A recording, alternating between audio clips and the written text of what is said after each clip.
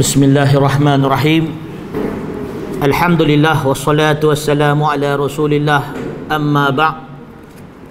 Assalamualaikum warahmatullahi wabarakatuh. Alhamdulillah wassalatu wassalamu ala Rasulillah, amma ba'. Muslimin dan muslimat rahimakumullah, kita sambung pada bab 38, muka surat 249. Muka surat 248-249. Kita masih lagi pada bab wujubi amrihi ahlihi wa auladihi al-mumayyazin wa sairi man fi ra'iyatihi bi ta'atillah wa nahihim an mukhalafati wa ta'dibihim wa man'ihim min irtikabi manhiyi anhu. Perintah menyuruh ahli keluarga dan anak-anak al-mumayyazin, yang boleh membezakan yang baik dan yang buruk, wasairi man fi ra'iyatih, dan semua orang yang berada di bawah pemerintahan atau di bawah naungan dia, bi ta'atillah, untuk mentaati Allah Subhanahu wa taala dan melarang mereka daripada perkara-perkara yang menyelisihi perintah Allah dan mendidik dengan adab.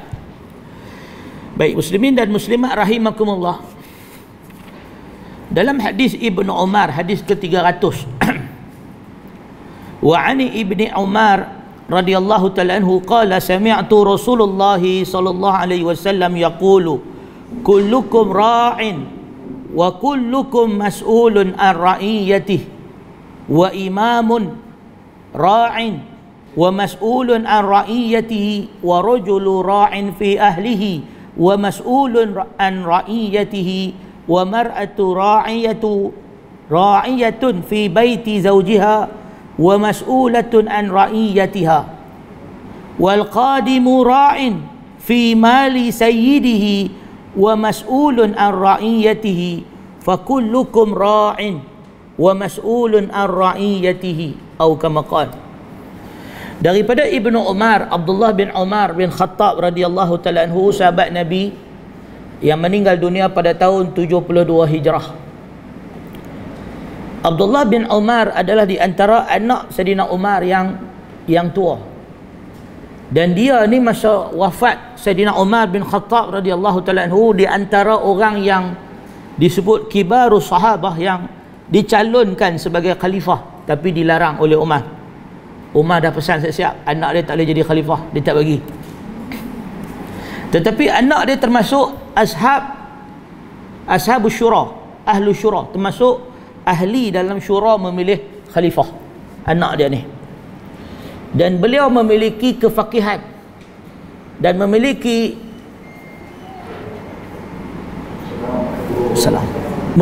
kefaqihan dan memiliki firasat yang baik.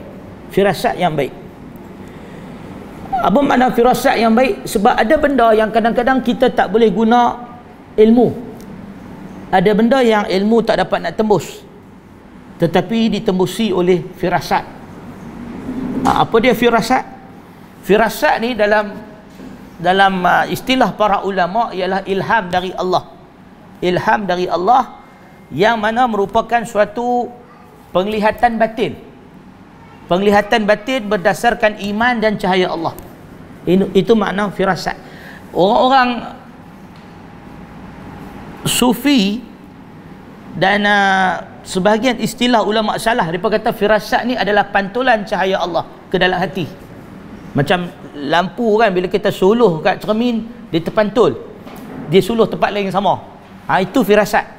Maknanya ibarat cahaya Allah suluh ke hati kita, lepas tu cahaya tu terpantul, suluh benda-benda lain sama yang gelap, lalu mencerahkan. Dia ternampak benda-benda yang gelap yang di sekeliling dia, yang orang tak nampak, tapi dia nampak sebab hati dia disuluh oleh cahaya Allah. Itu maksud firasat dari sudut istilah para ulama. Firasat ni sahih, ada dalam Quran dan dalam hadis. Ia dicapai oleh pemberian Allah semata-mata, ilham mukmin, ilham dari Allah kepada orang yang beriman. Dan dia adalah satu ruangan yang ilmu tak masuk. Maknanya dia bukan ilmu, dia bukan fakta. Dia adalah satu petunjuk dari Allah, lebih kurang macam ilham dari Allah. Jadi Ibnu Umar antara sahabat Nabi yang masyhur dengan firasat. Dia dan beberapa orang sahabat lagi seperti Sa'ad bin Abi Waqqas. Sa'ad bin Abi Waqqas. Antara lain Ubay bin Ka'ab dan bapa dia, iaitu bapa Ibnu Umar, Sayyidina Umar bin Khattab radhiyallahu ta'ala anhu, dan Sayyidina Uthman. Sabit dalam hadis, dalam riwayat Muslim, Sayyidina Uthman bin Affan, sahabat Nabi SAW yang meninggal pada tahun 36 Hijrah, duduk dengan para sahabat, dia khalifah Amirul Mukminin Uthman bin Affan. Faja'a Anas, maka datang Anas bin Malik kepada Sayyidina Uthman. Fara'a, dan Sayyidina Uthman, dia nampak Anas bin Malik datang kat dia. Faqala, kata Uthman bin Affan, wahai Anas, sesungguhnya pada mata kamu ada asaruz zina. Ada asaruz zina, kesan-kesan zina. Dekat mata hang ada kesan-kesan zina. Tuan-tuan, maka kata Anas bin Malik, adakah turun wahyu? Wahyu turun ke? Nabi dah wafat lama dah, tiba-tiba hang datang, hang kata kat aku mata aku ada kesan zina. Terkejut Anas bin Malik, maka dia tanya, wahyu turun ke? Kata Uthman bin Affan, tidak, wahyu tak turun, tetapi firasat mukmin. Maka kata Anas, benar apa yang dikata oleh Uthman. Sebab Uthman, dia nampak dekat Anas bin Malik ada kesan-kesan zina pada mata dia. Maka Anas terkejut, dia kata wahyu turun lah. Uthman kata tak, tetapi firasat mukmin. Kata Anas bin Malik menjelaskan dalam hadis ni, apa yang disebut oleh Uthman sahih. Lianna, kerana sebab dia masa dia nak keluar dari rumah dia, nak menuju ke tempat Uthman, dia dah lalu satu kawasan perumahan, yang mana dalam kawasan perumahan tu ada sebuah rumah, pintu dia terbuka, dan di dalam dia ada perempuan yang tidak menutup aurat, ialah perempuan dalam rumah. Dan Anas bin Malik masa dia lalu tu, dia tertengok perempuan tu. Faham tak? Dia tu Usha perempuan tu. Usha tu tengok lah, dia tertengok perempuan tu dalam keadaan tak tutup aurat. Maka apa yang berlaku lepas dia tengok tu, dia istighfar, astagfirullahalazim, aku tengok perempuan lawa. Dia pun teruskan perjalanan menuju ke Uthman, dan bila sampai ke tempat Uthman kata mata dia ada kesan-kesan zina, seolah-olah Uthman ada di tempat kejadian, tapi Uthman tak ada. Menunjukkan itu karamah para sahabat. Karamah. Dia ada bidang yang ilmu tak boleh masuk bab tu. Itu adalah bidang firasat yang disebut oleh para a'imah seperti Ibnu Qayyim dan sebagainya. Jadi Ibnu Umar antara sahabat Nabi yang ada firasat ni. Baik, jadi firasat ni tuan-tuan, tak payah nak berangan lah, nak ada. Tak payah nak berangan. Kalau hati kita jangan kata cahaya nak pantul, cahaya pun tak ada. Cahaya pun tak main. Jadi itu jangan. Kita ni berpandukan kepada ilmu yang sahih daripada Al-Quran dan hadis, itu dah mencukupi. Firasat itu adalah pemberian dari Allah pada orang yang beriman. Tapi ada orang duk dakwa dia ni ada ilham, ada firasat, yang kita sebut dalam orang sufi ni, dia kata kasyaf tu firasat. Hakikatnya sebenarnya tidak benar. Kasyaf tu adalah istilah yang telah seleweng. Yang lebih tepat adalah firasat. Nabi tak sebut kasyaf. Kasyaf ni adalah istilah ahli bid'ah. Yang disebut kasyaf ni ini ahli bid'ah atau istilah orang sufi. Wa amma fil hadis, adapun dalam Al-Quran dan hadis yang digunakan ialah kalimat firasah. Firasat ni. Baik. Abdullah bin Umar radhiyallahu ta'ala anhu qala sami'tu Rasulullah sallallahu alaihi wasallam yaqul, aku mendengar Rasulullah sallallahu alaihi wasallam bersabda, kullukum ra'in, setiap daripada kamu adalah pemimpin, pengembala. Ra'in ni adalah ra'yul ghanam, pengembala. Nabi tak sebut kalimah amir. Amir ni ketua. Nabi tak kata amir tu ketua, tapi Nabi kata ra'in. Ra'in ni dia ketua ni, dia bagi arahan. Tapi ra'in ni dia lebih pada pengurus. Setiap daripada kamu adalah pengurus. Yang mana ra'in ini, pengurus ni, dia lagi luas tafsiran dia daripada ketua. Dia lagi luas tafsiran dia daripada ketua. Dan wa kullukum mas'ulun, dan setiap ketua ni atau pemimpin atau pengurus ini mas'ulun, dia akan disoal ar-ra'iyatihi, akan disoal terhadap sesiapa yang berada di bawah urusan dia, di bawah selian dia. Wa imamun ra'in, dan seorang imam ketua adalah pengembala, pengurus. Wa mas'ulun an ra'iyatih, dan dia akan disoal pada hari kiamat. Setiap orang yang menjadi tanggungan dia akan disoal. Jadi muslimin dan muslimat rahimakumullah, sebab tu kata Nabi SAW, Nabi menyebut tentang riasah, jawatan. Di dunia ni memang orang suka hubbur riasah, orang cinta kepada jawatan. Tetapi kata Nabi SAW, pada hari kiamat akan menjadi nadamah, akan menjadi penyesalan. Semua orang menyesal. Siapa yang jadi ketua akan menyesal pada hari kiamat atas bebanan yang dia tangguh, balak atau kerana dia nak disoal jawab atas apa yang dia pimpin.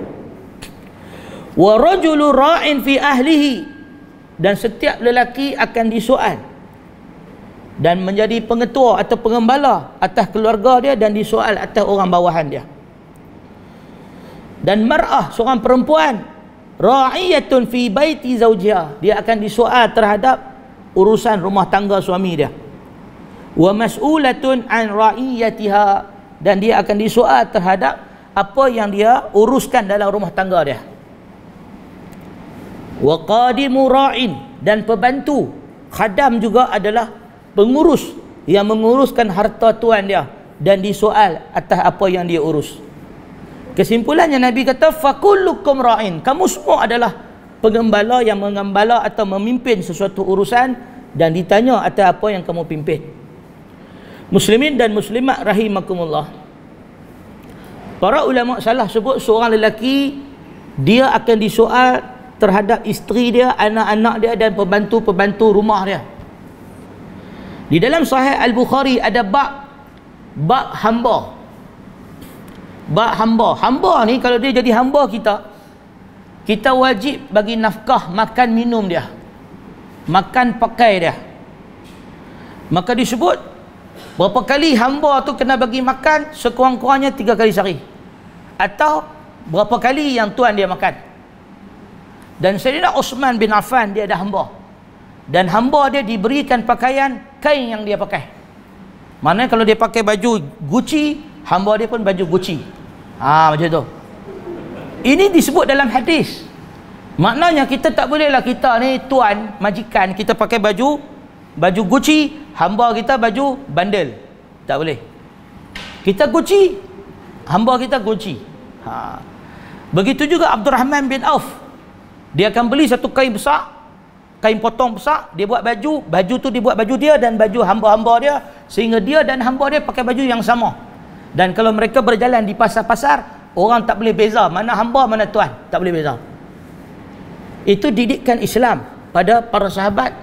Walaupun dia tuan, ini hamba, tetapi bagaimana Islam mengangkat status hamba. Sebab tu kalau kita lihat dalam sejarah, dalam riwayat, dalam sirah, tomahan-tomahan orang-orang kafir orientalis pada Islam, kononnya Islam memperhambakan manusia dan sebagainya, tidak relevan. Bila mereka mengkaji hadis-hadis Nabi, mereka akan melihat bahawa Islam mengangkat status setiap posisi manusia ke tahap yang tertinggi. Kalau hamba pun diberi makan yang tuan dia makan, hamba pun diberi pakai tuan dia pakai. Kalau hamba pun diberikan baju yang sama kain kualiti dengan yang dipakai oleh tuan dia, cuma yang berbeza ialah tugas dia kena bekerja untuk tuan dia. Maka kita lihat bagaimana kedudukan Islam dan berbanding agama-agama lain. Sabit dalam hadis dan diriwayatkan oleh Imam Ibnu Asakir dalam Tarikh Madinatul Dimashq, ketika Sayyidina Umar bin Khattab radhiyallahu ta'ala anhu, khalifah Islam yang meninggal pada tahun 23 Hijrah, beliau menziarahi Mesir. Ketika Umar menziarahi Mesir, lalu disambut oleh Amru bin Al-As, merupakan amir atau gubernur wilayah Mesir. Umar dia datang daripada Madinah jauh mai Mesir.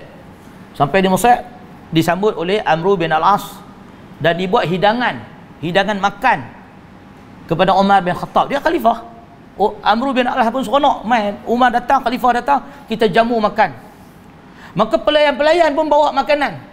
Pelayan-pelayan bawa makan jamu Umar, bawa makan jamu Amru bin Al-As, bawa makan jamu tetamu-tetamu yang datang.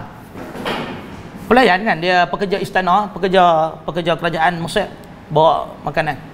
Lepas tu dah jamu, dah tak hidangan, pelayan-pelayan ni pun berdiri kat tepi. Fasa'ala Umar, maka kata Umar tanya kepada Amr bin Al-As, habis depa ni bila makan? Ni hadap berdiri ni, bila makan? Maka jawab Amr bin Al-As, mereka pelayan, khadam. Mereka tak makan dengan kita. Tuan-tuan rasa apa Umar buat? Umar sangat marah. Muka Umar, faghadiba Umar, maka marah Umar. Taghayyar launuh, berubah warna kulit Umar. Apa ingat siapa dia ni? Dia ni Umar bin Khattab, sahabat Nabi, ahlul jannah, ahli syurga. Apa dia ingat double standard ni ada ke orang ahli syurga amai? Jadi bila Umar tanya depa ni bila makan, dia kata depa tak makan, depa pengawal, pembantu, depa khadam. Maka Umar jadi marah, wajah dia berubah. Dia suruh Amr bin Al-As dan rombongan dia berdiri, semua berdiri. Dan dia suruh khadam-khadam yang hidang makan tu makan, duduk makan. Kita tengok depa makan. Fazaka Umar, itu yang dibuat oleh Umar bin Khattab. Dia mendidik gubernur dia, Amr bin Al-As, sahabat Nabi ni. Nampak kan? So amalan orang gaji mai hidang makan kat tuan dia kan, orang gaji mai melayan tuan dia, senduk nasi bubuh kat tuan dia, lepas tu tuan dia makan, majikan makan, orang gaji pun duk tengok je tuan dia makan, duk berdiri kan, duk terlayan liok. Tak ada dalam Islam. Itu bukan dari Islam. Dia makan sekali, duduk makan sekali. Atau tuan dia bangun berdiri, bagi orang gaji dia makan. Itu yang dibuat oleh Sayyidina Umar bin Khattab. Jadi Sayyidina Umar arahkan semua rombongan, meh kita berdiri, duduk, suruh berdiri. Amr bin Al-As berdiri. Ni yang orang gaji apa ni, yang pelayan-pelayan khadam ni, Umar arahkan depa duduk makan. Kita tengok depa makan. Demikian Umar mendidik para pemerintah di bawah jabatan dia. Muslimin dan muslimat rahimakumullah. Mana nak cari orang macam Umar? Mana nak cari pemimpin yang disebut oleh Nabi sallallahu alaihi wasallam Khalifatu Ar-Rashidin. Khalifah Ar-Rashidin. Inilah khalifah yang mendapat petunjuk.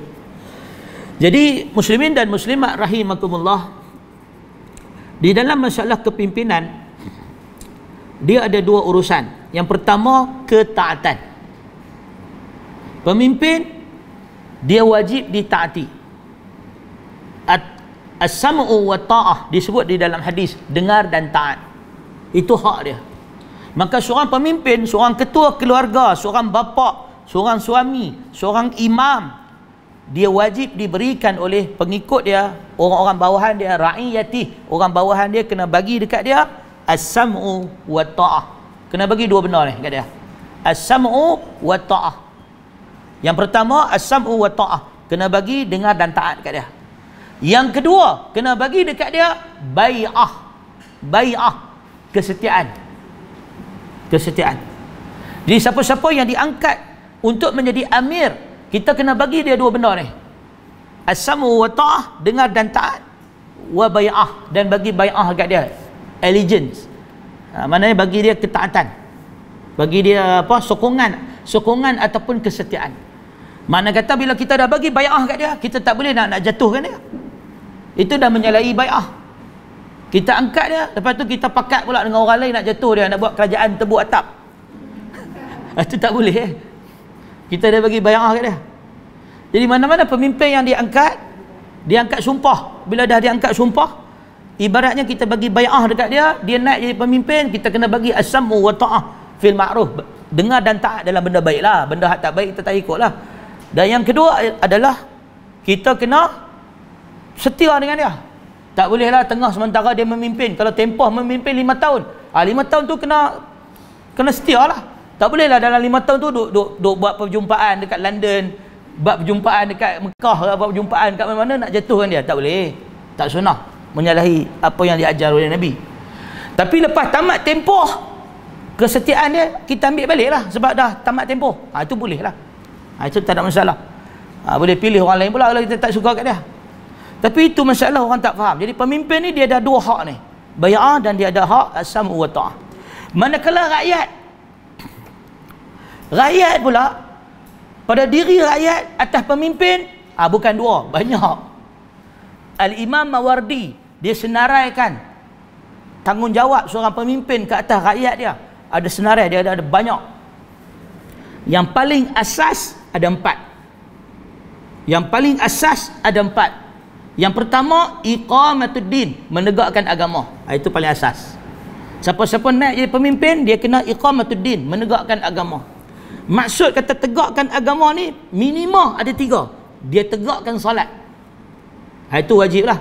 Mana-mana naik pemimpin, sama ada Tan Sri ke, Datuk Sri ke, Puan Sri ke, Puan tak maulah, Datuk Sri ke, Tan Sri ke, ataupun Encik ke, siapa naik jadi pemimpin kita, nombor 1, iqamatuddin, tegakkan agama.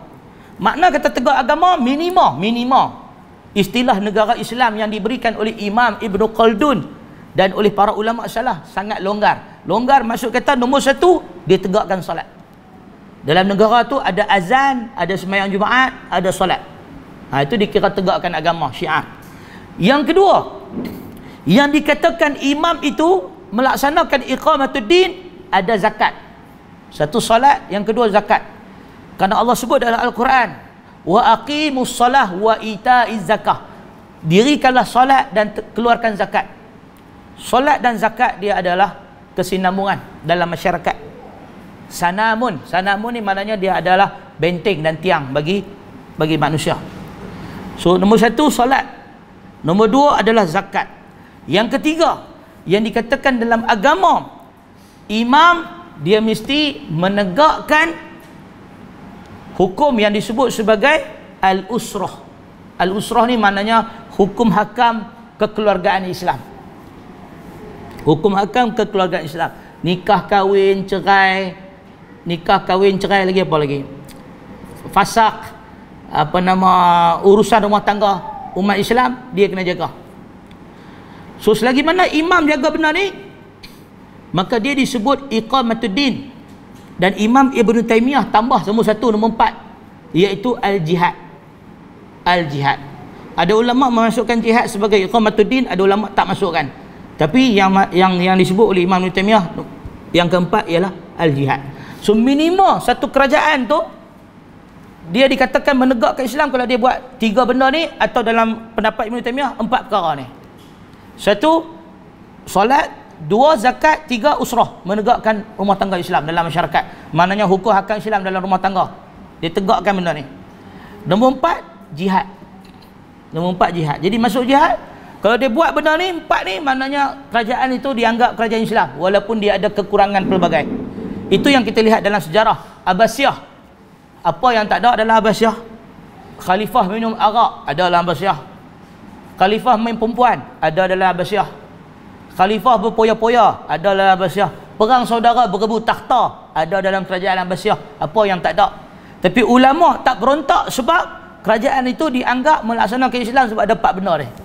Depa berjihad, depa tegakkan solat, depa tegakkan zakat, depa tegakkan hukum dalam usrah dalam rumah tangga Islam. Itu. Selagi 4 benda ni kita terimalah. Bagaimana pula dengan hudud? Hudud ulama berbeza pendapat. Ada yang kata itu bukan syarat, ada yang kata itu syarat. Wallahu a'lam. Tapi yang disepakati 4 ni lah yang disebut oleh Imam Taymiyah. Baik, itu yang pertama. Jadi tanggungjawab seorang pemimpin yang pertama iqamatuddin. Yang kedua, tanggungjawab seorang pemimpin wasiyasatu dunyabih, melaksanakan siasah, melaksanakan urusan siasah. Apa makna urusan siasah? Dia menjadikan umat Islam tidak rugi dan tidak hina. Itu maksud dia. Umat Islam tak rugi, umat Islam tak hina. Tugas khalifah, tugas pemimpin, pastikan masyarakat Islam untung. Tak rugi, tak hina. 2 benda ni tanggungjawab dia. Berdasarkan firman Allah, wala tahinnu wala tahzanu. Wala tahinu wala tahzanu. Mana orang Islam, mana siapa-siapa naik jadi khalifah, dia jaga rakyat dia daripada hina dan daripada rugi. Naiklah Perdana Menteri mana pun, pastikan ringgit tak jatuh. Itu tugas dia. Ringgit Malaysia jangan bagi jatuh. Jatuh ringgit Malaysia, pemimpin ni gagal, tukar pemimpin baru. Kan? Sebab itu tugas dia siasatu dunyabih. Nombor 2 ni. Satu, dia kena jaga agama, iqamatuddin. Yang kedua, siasatu dunyabih, melaksanakan siasah Maksudnya jangan bagi umat Islam rugi, umat Islam hina. Dia jangan bagi ringgit jatuh, dia jangan bagi harga barang naik, dia jangan bagi orang rakyat rugilah. Yang kedua, dia jangan bagi rakyat hina. Rakyat Malaysia hina lah, pergi luar negara kena maki YMDB lah apa kan. Pergi luar negara jumpa orang Malaysia YMDB kan. Malu rakyat Malaysia, dia jangan bagi rakyat hina. Tu ya. Itu nombor 2, tugas seorang pemimpin. Yang ketiga, tugas pemimpin banyak, tapi yang disebut utama 4. Satu, iqamatuddin. Yang kedua kita sebut siyasatud dunya bihi. Yang ketiga ialah irhamu bihim, tarahim, memiliki sifat pengasih pada rakyat dia. Tarahim. Seorang khalifah, seorang pemimpin, dia kena bersifat rahmat. Rahmat maknanya jaga kebajikan rakyat dia. So kalau rakyat dia sakit, khalifah. Rakyat dia kemalangan, jumpa pemimpin. Rakyat dia rumah terbakar, rakyat dia banjir, rakyat dia apa semua, dia kena pergi jumpa khalifah, jumpa pemimpin. Pemimpin kena bantu rakyat dia, memberi rahmat kepada mereka. Tarahimuhum. Taramuhum mana dia bagi rahmat lah. Ini yang disebut dalam hadis Aisyah. Dalam hadis Aisyah. Jadi sebab itu tugas pemimpin kalau ada banjir tak boleh pergi luar negara. Tak boleh pergi luar negara. New Zealand ke Australia ke tak boleh pergi. Tugas pemimpin kalau berlaku gempa bumi, kemarau, terbakar ke apa, tak boleh pergi main golf. Dia nak kena ada dengan rakyat dia, dia kena merahmati mereka, melawat kawasan, itu tugas dia. Pada bab memberi rahmat pada mereka. Dia bagi rahmat dia orang. Sebab pemimpin ni dia seperti bapa, rakyat seperti anak, nak kena mengadu lah. Sebagaimana dalam hadis, sabit dalam hadis, Nabi SAW tengah berkhutbah Jumaat ni, Nabi tengah berkhutbah Jumaat. Lepas tu ada seorang sahabat datang masuk dalam masjid. Dalam riwayat lelaki badui masuk dalam masjid, dia tak duduk, dia berdiri dalam khutbah Jumaat. Dia kata, ya Rasulullah, wahai Rasulullah, kampung kami kena kemarau, lama dah tak turun hujan, binatang dah mati, pokok-pokok semua tak tumbuh, kebuluran budak-budak kecil menangis. Biasalah Arab kan, dia punya drama tu kan. Mujammalah orang panggil, orang Arab panggil mujammalah. Mujammalah ni maknanya orang kata basa-basi lah. Basa-basi. Dia masuk ke masjid ni, dramatik ni tuan-tuan. Masuk ke masjid, Nabi tengah khutbah Jumaat, duduk berdiri kat situ kan, duduk berdiri kat situ. Ya Rasulullah, kami ni daripada kampung sekian-sekian, kampung kami tak ada hujan, binatang dah mati, pokok semua tak tumbuh, budak-budak kelaparan, orang-orang dewasa banyak sakit, semua nak mati. Minta ya Allah, minta ya Rasulullah, doakan kami hujan. Nabi ketika khutbah Jumaat angkat tangan sampai nampak ketiak. Nabi angkat tangan berdoa supaya diturunkan hujan pada kampung tu. Hadis sahih. Lepas tu dia balik. Bukan dia stay ikut khutbah, dia balik. Dia balik. Lepas tu minggu depan pula mamat ni mai lagi. Dia mai, ya Rasulullah, hujan turun dengan lebat, habis tenggelam binatang kami, pokok kami, tanaman kami habis tenggelam. Betul, Nabi pun angkat tangan lagi berdoa, ya Allah, alihkanlah hujan ke bukit-bukit, alihkanlah hujan ke gunung-gunung, bukan atas kami tapi ke gunung-gunung. Nabi berdoa. Hadis ini sahih. Jadi seorang pemimpin tempat menjadi aduan masyarakat. Itu nombor 3, dia memang tugas besar dia. Siapa pun jadi pemimpin dia kena buat benda ni. Okey.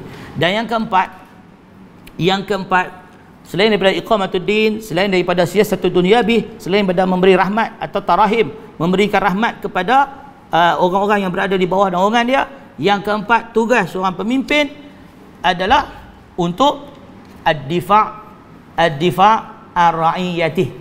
Dia kena mempertahankan rakyat dia. Dia kena mempertahankan rakyat dia. Seorang pemimpin boleh zalim tak? Boleh. Seorang pemimpin boleh jahat tak? Boleh.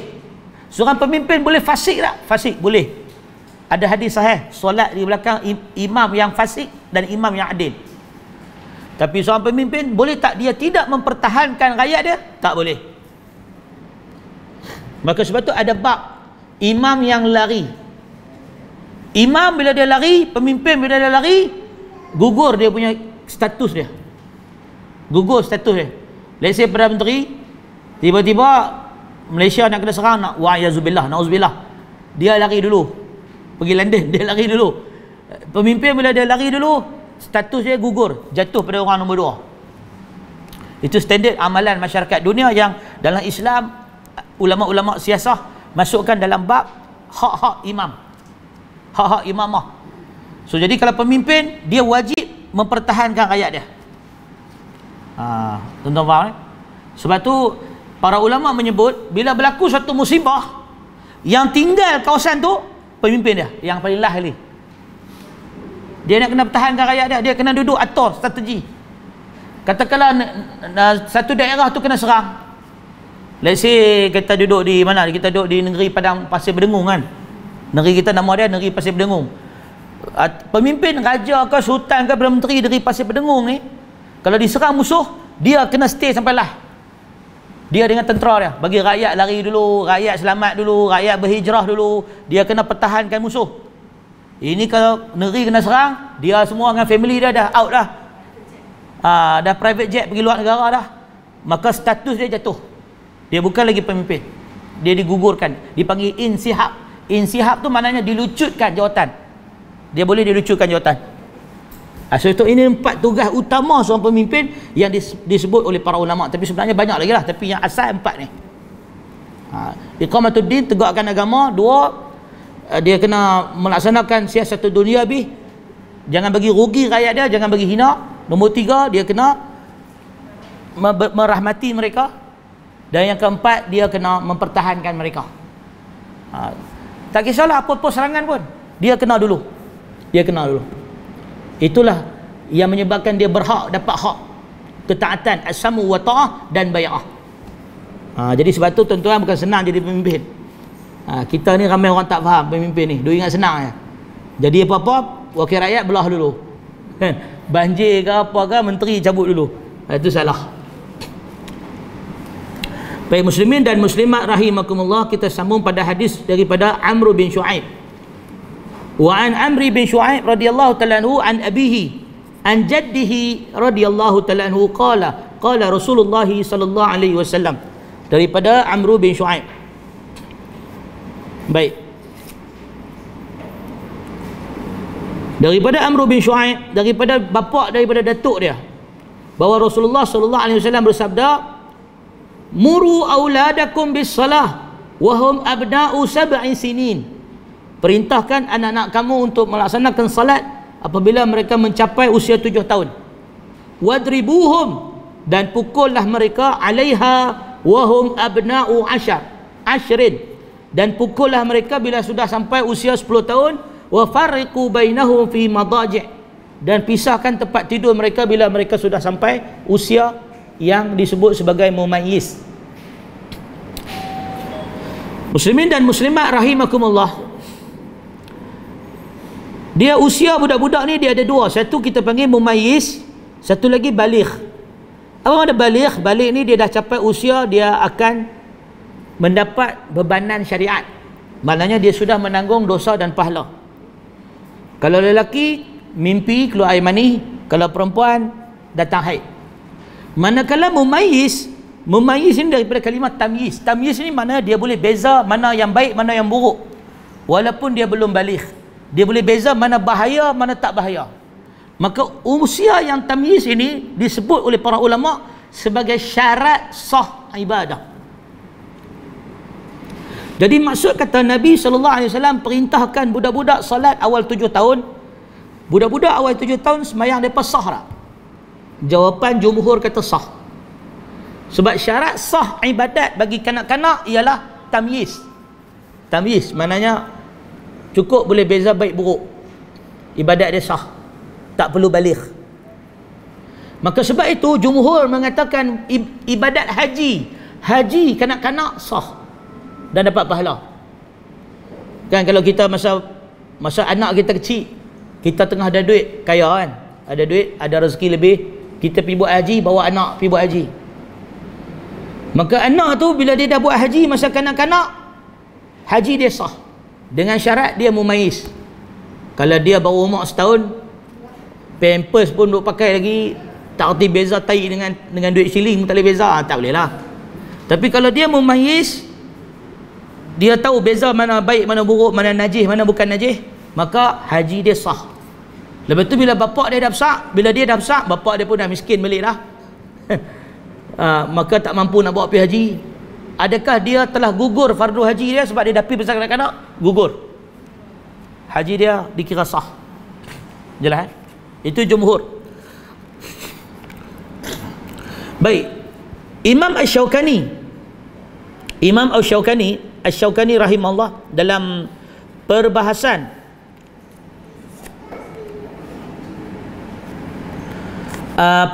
tentang memutuskan saf. Adakah kanak-kanak dianggap memutuskan saf?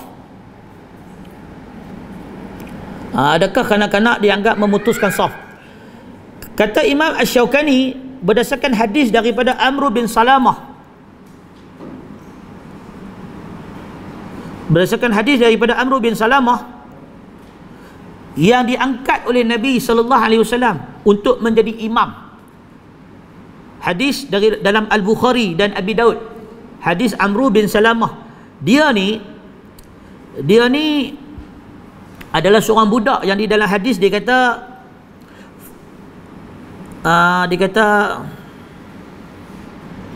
wa ana ibnu sab'i sinin. Aku ni budak umur 7 tahun au samani sinin. Aku ni umur 7 tahun atau umur aku 8 tahun, kata Amr bin Salamah ketika dia diangkat oleh penduduk dia sebagai imam masjid. Dia umur 7 tahun atau 8 tahun, dia belum baligh, diangkat jadi imam masjid kerana dia yang paling hafal Quran dalam kaum dia. Sebab Nabi sebut dalam hadis, bila mana ada para sahabat tanya Rasulullah, siapakah yang layak menjadi imam? Kata Nabi SAW, ya ummukum aqra'ukum. Hendaklah yang menjadi imam kepada kamu orang yang aqra'ukum, orang yang paling banyak hafalan Al-Quran di kalangan kamu. Jadi Amr bin Salamah ni umur dia baru 7 tahun, 8 tahun dalam hadis Bukhari. Tapi sebab dia yang paling banyak hafal Quran di kalangan penduduk dia, maka dia diangkat jadi imam. Maka hadis ni jadi dalil, kata para ulama fiqh, budak-budak yang belum baligh, sekiranya dia tamyiz, dia mumayyiz, dia boleh beza baik buruk dan dia ada kelebihan, maka dia tidak membatalkan saf. So kita sembahyang dengan budak umur 6 tahun, 7 tahun, 8 tahun sebelah kita, dia tak putus saf. Dan Imam Asy-Syaukani mengatakan bahawa kanak-kanak yang mumayyiz, bila dia solat dengan bapak dia atau dengan keluarga dia, maka dia tidak memutuskan saf, maka hendaklah dia solat sebagaimana solat orang dewasa. So tak payah halau dia ke belakang. Bagaimana pula dengan kanak-kanak yang tidak mumayyiz? Budak setahun, ini jadi isu. Budak setahun, budak 2 tahun dalam mazhab Syafi'i memutuskan saf. Yang tidak mumayyiz, syarat dia tak mumayyiz. Kalau budak tu mumayyiz, dia tak putus sah, biar dia duduk situ, sah ibadat dia, jumhur sah. Seorang Melayu ni dia duk halau budak-budak ni, dia tak faham, dia tak bezakan antara baligh dan mumayyiz. Asalkan budak tu mumayyiz, dah boleh duduk satu sah. Tapi kalau budak tu belum mumayyiz, contoh setahun 2 tahun belum mumayyiz, bercakap pun tak boleh lagi, kan? Cakap pun tak boleh lagi. Kalau budak tu belum mumayyiz, maka dia memutuskan saf, dia putus saf. Maka untuk mereka ini, kata Imam Asy-Syaukani, hendaklah dia solat di hujung-hujung saf, bukan di belakang, satu saf yang sama tapi hujung. Hujung. Atau kata Imam An-Nawawi dan Imam Asy-Syaukani, budak-budak ini menutupi lubang-lubang di celah saf. Kan antara saf-saf kan, ada setengah orang dia semayang tu ada jarak-jarak. Bagi budak-budak ni tutup lubang-lubang jarak tu. Dia duduk tengah-tengah saf, boleh. Ataupun dia duduk di hujung-hujung saf. Kedua-duanya boleh. Dan ini adalah apa yang disebut oleh para fuqaha dalam mazhab-mazhab mereka, yang mengatakan kanak-kanak belum mumayyiz memutuskan saf ni, makna kata kita mengharap dia yang menyambung saf. Itu tak boleh lah. Faham tak? Contoh saya duduk di sebelah kanan, sebelah kiri saya ada budak baby duduk menyusu, isap botol, duduk terbaring sebelah ni. Lepas tu baru ada pakcik sebelah. Itu putus saf lah. Sebab dia tak semayang, dia duduk menyusu.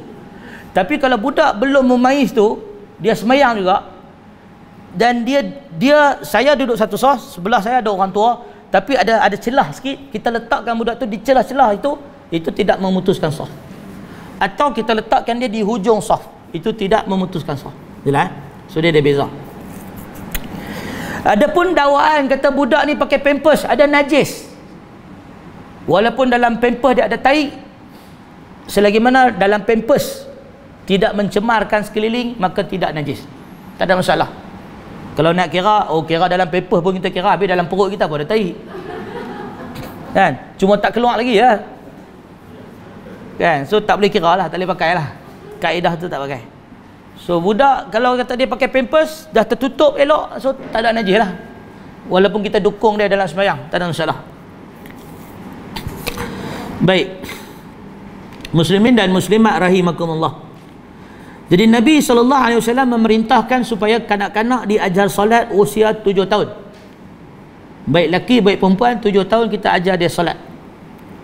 Baik, cara solat ini diajarkan adalah dengan, Nabi kata dalam hadis, alimus sabiyya as-salata li 7 sinin.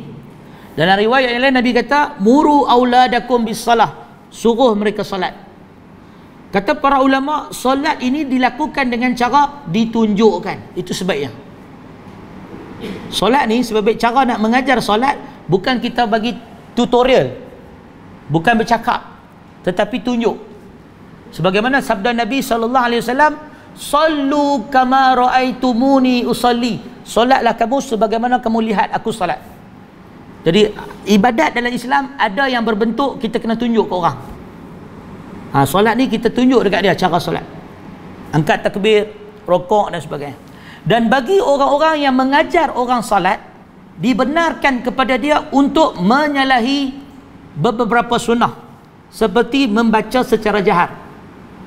Contoh imam, dia semayang, dia jadi imam, dia mengajar orang-orang yang baru masuk Islam, semayang zuhur, dia dibolehkan membaca kuat, membaca jahar, tidak berdosa. Begitu juga orang yang berwirid lepas sembahyang, dia nak ajar orang wirid yang sunnah, kan? Dia nak ajar orang wirid yang betul, so dia pun berwirid dengan kuat. Subhanallah, subhanallah, subhanallah, subhanallah, subhanallah, alhamdulillah, alhamdulillah, alhamdulillah, alhamdulillah. Maka tidak ada masalah. Allahumma antas salam wa minkas salam, tak ada masalah. Bagi seorang imam menjaharkan suara, mendidik qaryah dia tentang wirid-wirid lepas sembahyang. Tapi ni dah 40 tahun dah duk wirid lagi lepas sembahyang, duk mengajar apa lagi dah? Takkan tak boleh-boleh lagi, kan? Dah 20 tahun dah duk semayang dengan tok imam tu, duk baca kuat lagi lepas semayang, wirid kuat lepas semayang, itu tak sunnah lah. Itu bukan nak mengajak, kan? Itu mengganggu orang yang nak beribadat, ganggu orang masbuk dan sebagainya. Tapi kalau kata kita nak mendidik anak-anak, itu tak ada masalah. Di sekolah kita wirid kuat nak ajar anak-anak, itu tak ada masalah. Baik, muslimin dan muslimat rahimakumullah, wadribuhu 'alaiha ibna 10 sinin, dan pukullah kanak-kanak ini, kata Nabi SAW, apabila mereka sampai usia 10 tahun kalau meninggalkan salat. Sebagaimana kata Nabi, wadribuhum 'alaiha wa hum abna'u 10, dan pukul mereka bila mana mereka dah sampai usia 10 tahun. Sampai usia 10 tahun pukul. Pukul di sini pukul apa? Para ulama menyebut pukul di sini yang pertama bukan pukul wajah. Dalam Islam pukul wajah dilarang, walaupun dalam jihad, dalam perang. Duk sepak muka budak-budak itu tak sunnah. Laki jangan sepak bini, haram. Haram. Jangan duk sepak muka. Itu tak sunnah.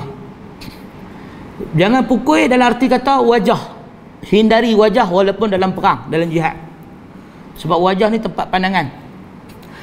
Maka yang kedua, pukul tu pukul kat mana? Sebaik-baik pukul adalah pukul di bahu atau di tangan. Pukul bahu atau tangan. Ialah nak pukul budak, pukul bahu dia, pukul tangan dia. Atau di belakang badan dia, pukul belakang badan pun boleh. Belakang badan, bahu dan tangan. Pukul tangan lah. Wa kana Nabi SAW, dan Nabi SAW pernah membetulkan Ibnu Abbas dengan tarik telinga dia. Tarik telinga boleh? Tarik telinga boleh. Sabit dalam hadis Nabi tarik telinga Ibnu Abbas, tarik telinga dia. So boleh tak kita tarik telinga? Boleh, tak ada masalah. Tarik telinga tu dibuat oleh Nabi SAW. Jadi kita boleh pukul anak-anak dengan tujuan untuk menakut-nakutkan mereka dan menyuruh mereka untuk menunaikan salat. Baik. Dalam hadis ni menunjukkan bahawa pukulan kepada anak-anak itu termasuk dalam takdib pendidikan.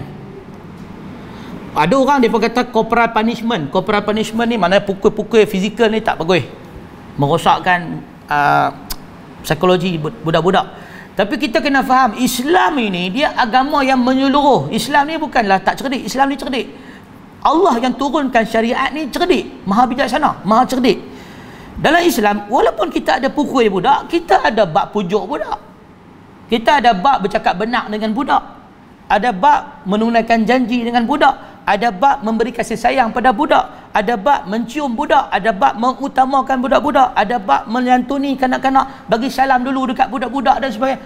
Kita ada bab lain, bukan bab pukul ya. Jadi orang yang menentang pukul ni, bab-bab lain hak baik dia tak buat. So kita buat semua. Kita ada positif dan negatif enforcement, kita ada dalam Islam. Jadi sebab itu dalam Islam pukul ni pun ada batas dan ada faedah dia. Takdib, meletakkan rotan dalam rumah untuk menakutkan kanak-kanak, semua ada kesan. Contoh tengok negara barat yang menganggap mereka maju, depa lah anggap depa maju, depa tak pukul kanak-kanak. Contoh lihat bagaimana biadabnya anak-anak mereka dengan ibu bapa mereka. Budak-budak depa tak hormat mak bapak. Dia orang dah terpaksa buat macam-macam nak bagi mak bapak dihormati oleh anak-anak. Dan mereka sendiri keliru. Maka kenapa umat Islam nak ikut pemikiran masyarakat yang keliru, teori-teori yang keliru dalam pendidikan? Tuan-tuan, teori-teori pendidikan barat kita tengok, dia sentiasa akan berubah. Dulu kata macam ni, lepas tu berubah macam ni, lepas tu berubah macam ni dan macam ni. Dan sebab tu kita kata kita umat Islam dia ada pegangan kita sendiri dalam pendidikan, dalam teori pendidikan. Cuma ramai orang tak mengkaji dari aspek pendidikan tu, tapi tarbiyah yang dibuat oleh Nabi SAW adalah tarbiyah yang terbaik, khususnya dalam membetulkan kesalahan dan sebagainya. Baik, muslimin dan muslimat rahimakumullah. Sebelum kita balik, ada sedikit lagi hadis ni kita nak sebut. Hadis berkenaan dengan masalah anak-anak yang berada di bawah bimbingan ibu bapa.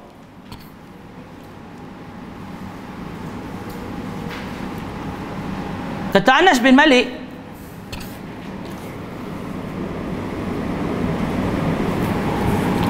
satu hari dia duduk di rumah Nabi SAW.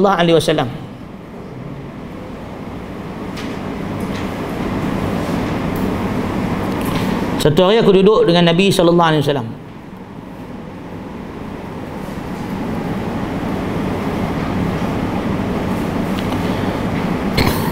Dia duduk dengan Nabi SAW. Kemudian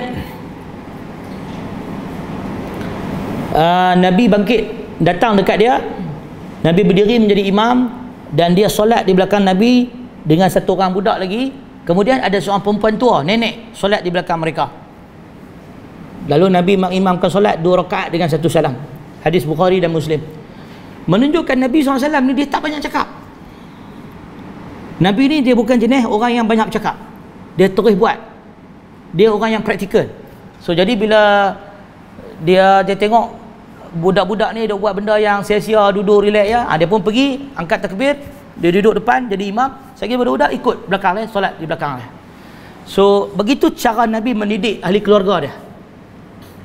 Sebab tu dalam hadis riwayat At-Tirmizi dalam kitab Syama'il Muhammadiyah, Nabi ni dia tak banyak cakap, tapi dia akan menunjukkan dalam perbuatan. Dia menunjukkan dalam perbuatan. Dan Nabi kalau dia bercakap pula, dia akan ulang 3 kali sehingga percakapan dia difahami oleh orang. Begitu. Dia tak banyak cakap, tapi kalau dia cakap, dia ulang 3 kali bagi orang make sure orang faham. Itu sikap Nabi SAW dalam mendidik ahli keluarga dia. Dan Nabi ni disebabkan dia tak banyak bercakap, maka para sahabat dan ahli keluarga dia mengetahui kesukaan Nabi dan kebencian Nabi dari susuk wajah dia. Dalam hadis riwayat At-Tirmizi, sebab Nabi tak banyak bercakap, jadi orang akan tahu Nabi tak suka dan Nabi suka melihat wajah dia. Orang pati wajah Nabi, air muka Nabi. Jadi Nabi mendidik masyarakat untuk sensitif, ada empati dengan air muka orang. Sebab tu kita sunnah bila bercakap tengok muka. Kan? Jadi kalau kita bercakap dengan orang, Assalamualaikum pakcik. Waalaikumsalam. Muka tengah duk kerut tu, janganlah duk ajak dia bersembang. Mungkin tengah duk sakit perut ke apa kah. Kan? Maknanya kita disuruh tengok muka orang. Dan Nabi SAW bila bercakap dengan kita, dia akan tengok wajah orang yang bercakap dengan dia, dan kalau dia tak suka, muka dia nampak. Dia tak cakap pun, muka dia nampak. Jadi ada seorang sahabat Nabi ni, dia main jumpa Rasulullah SAW. Dia main jumpa Rasulullah SAW, dia pakai satu pakaian. Bila Nabi nampak pakaian tu, dia pakai baju tu, Nabi muka tak suka. Nabi paling muka, Nabi tak suka. Dia pun pelik, apa pasal Nabi tak suka ke dia? Dia buat apa? Faham tak? Dia buat apa ni? Ada something tak kena ni. Lepas tu dia pening kepala tanya kan, tanya kawan-kawan, sahabat-sahabat lain, Nabi ada apa-apa ke? Dia pun kata tak. Dia pergi jumpa Nabi, Nabi tak suka. Dia pun pelik. Dia pun fikir duk muhasabah diri apa yang Nabi tak suka. Mungkin Nabi tak suka jubah ni kot, warna ni kot. Dia buka jubah tu, dia pergi jumpa Nabi, Nabi senyum, Nabi suka. Lepas tu dia tanya, ya Rasulullah, engkau tak suka sebab jubah tadi ke? Ya, Nabi kata tu bukan warna yang baik. Nampak tak? Di sini Nabi SAW tak cakap, tapi Nabi tunjuk melalui perbuatan. Tu. Cuba kita buat macam ni. Tapi kita buat macam ni, anak kita buat tak peduli. Mana kata anak kita dah tak sensitif dengan kita, kita gagal. Kita gagal. Begitu juga ada kisah seorang sahabat Nabi, dia renovate rumah. Nabi SAW paling benci renovate rumah. So siapa renovate rumah jangan bagi tahu Nabi. Nabi tak suka. Sabit dalam hadis, Nabi tak suka. Nabi tak suka. Tuan-tuan, renovate rumah tinggi tingkat pun kita tak duduk dalam tu. Kita duduk dalam kubur. Kalau nak renovate kubur. Jadi Nabi SAW suatu hari dalam hadis yang sahih, ada seorang sahabat Nabi, dia renovate rumah. Dia bangunkan tingkat tinggi. Rumah dia bagi tingkat tinggi, bagi selesa lah. Lalu Nabi dalam kawasan rumah tu, Nabi tengok, Nabi tanya para sahabat, dia rumah siapa? Lalu sahabat katalah rumah fulan-fulan. Nabi paling muka daripada tengok rumah tu, Nabi paling. Sahabat tu pergi masjid, bagi salam dekat Nabi, Nabi tak jawab salam. Sahabat ni pun dah gelabah lah, Nabi tak jawab salam dia. Dia bagi salam, Nabi tak jawab. Kemudian esoknya dia bagi lagi salam kat Nabi, Nabi tak jawab. Lalu dia pergi tanya sahabat-sahabat lain, apa yang dia dah buat yang Nabi tak suka. Sahabat-sahabat pun tak tahu. Sehinggalah hari yang ketiga, ada sahabat bagi tahu, semalam Nabi berjalan dekat rumah hang, Nabi tanya ni rumah siapa? Lalu dijawab rumah engkau, rumah fulan-fulan, ni rumah kamu lah. Nabi paling muka. Sahabat pun suspek, ni mesti ada rumah aku tak kenal ni. Dia balik rumah dia, dia robohkan rumah dia. Dia robohkan rumah dia. Yang dia bangunkan tu lah, dia robohkan. Bukanlah dia roboh satu rumah, dia robohkan benda yang dia renovate tu. Kemudian Nabi SAW lalu kawasan tu. Lalu Nabi tengok binaan tu dah dirobohkan, Nabi senyum. Muka dia senyum. Nabi senyum. Bila Nabi senyum, maka selepas tu sahabat tu bagi salam dekat Nabi, Nabi jawab salam dia. Nabi jawab salam. So hadis ini menunjukkan Nabi SAW tak suka. Tapi Nabi tak kata, tak cakap. Sebab apa? Sebab ada benda yang Nabi tak kata kerana ia tidak melibatkan hukum haram. Benda tu tak haram tapi Nabi benci. Faham tak? Jadi kita kena faham, ada benda yang renovate rumah tak haram tapi Nabi tak suka. Satu, Nabi tak melarang. Kalau benda tu haram, Nabi takkan diamkan diri. Nabi akan sebut, sesungguhnya Allah melarang benda-benda ni. Contoh, ada sahabat Nabi, dia jumpa Rasulullah, dia pakai cincin emas. Dalam hadis yang sahih, seorang sahabat dalam riwayat Abi Daud, dia jumpa Nabi pakai cincin emas. Orang lelaki pakai cincin emas. Nabi terus ambil cincin tu dari jari dia, Nabi cabut cincin tu, Nabi campak ke tanah. So, Nabi kata, sesungguhnya engkau memakai api neraka di tangan kau. Betul, Nabi belah. Betul, orang ramai kata, kutiplah emas tu, pergi jual. Dia kata, aku tidak akan kutip sesuatu yang dicampakkan oleh Rasulullah. Dia pun belah, tinggal cincin emas tu. Tak tahulah siapa kutip. Kalau ada saya kutip lah. Tapi tak tahulah ya. So mana kata, Nabi kalau benda tu haram, Nabi terus tegur. Tapi kalau benda tu tak haram, tetapi benda tu makruh, dibenci, Nabi akan menunjukkan wajah kebencian. Macam tu. Faham tak? Masalahnya budak-budak ni tak faham bahasa. Anak-anak kita ni, ayah nak keluar boleh tak? Kita pun buat kita tundukkan muka alih arah lain. Anak kita bukan tak faham, kita tak suka, tapi dia tanya juga, boleh tak ayah? Hei, kerja rumah dah siap belum? Dah siap dah ayah, boleh tak ayah? Tak payahlah keluar malam-malam ni, bahaya. Boleh tak ayah nak keluar juga? Dia jenis menanya kan, tak kerti bahasa. Itu menunjukkan kita gagal lah dalam mendidik anak-anak kita sensitif. Jadi Nabi SAW ni dia bukan mendidik anak-anak dia tentang benda yang haram, tapi benda yang dibenci pun ditinggalkan. Begitu. Wallahu a'lam. Saya rasa cukup sekadar tu. Subhanakallahumma wa bihamdika asyhadu an la ilaha illa anta astaghfiruka wa atubu ilaih. Wa akhiru da'wana alhamdulillahi rabbil alamin. Allahumma faqihna fid din wa 'allimna ta'wil wahdina ila siratikal mustaqim. Rabbana atina fid dunya hasanah wa fil akhirati hasanah wa qina azabannar. Walhamdulillahi rabbil alamin.